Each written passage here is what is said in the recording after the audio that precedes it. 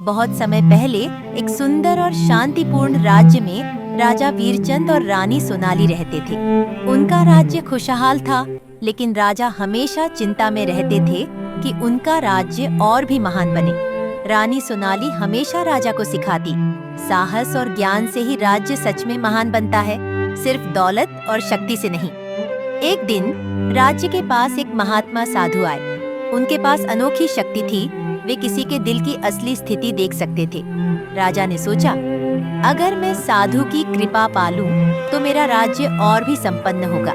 राजा और रानी दोनों साधु के पास गए। साधु ने कहा, राजा वीरचंद, रानी सोनाली, मैं तुम्हें राज्य की असली शक्ति का रहस्य बताऊंगा, लेकिन ध्यान रहे, यह केवल दौलत या तलवार से नहीं आता, बल्कि दिल की अच्छाई और दूसरों के लिए सोचने से आता है। राजा थोड़े नाखुश हुए।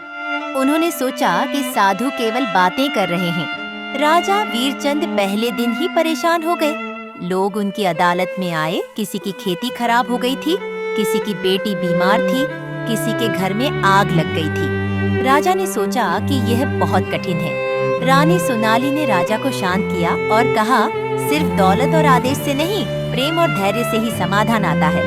3 दिन बाद राजा और रानी साधु के पास गए। साधु मुस्कुराए और बोले, देखो राजा वीरचंद, तुमने अपनी ताकत केवल आदेश देने में नहीं, बल्कि लोगों की परेशानियों को समझने और मदद करने में लगाई।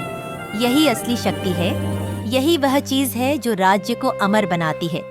राजा ने समझा कि दौलत, महल और हथियार केवल बाहरी शक्ति हैं। असली ताकत तो दयालुता, धैर्य और दूसरों की भलाई के लिए काम करने में है। राजा वीरचंद और रानी सोनाली ने अपने राज्य में हमेशा यही नीति अपनाई, सभी की मदद करना, सभी की सुनना और हमेशा न्याय और दया से काम लेना।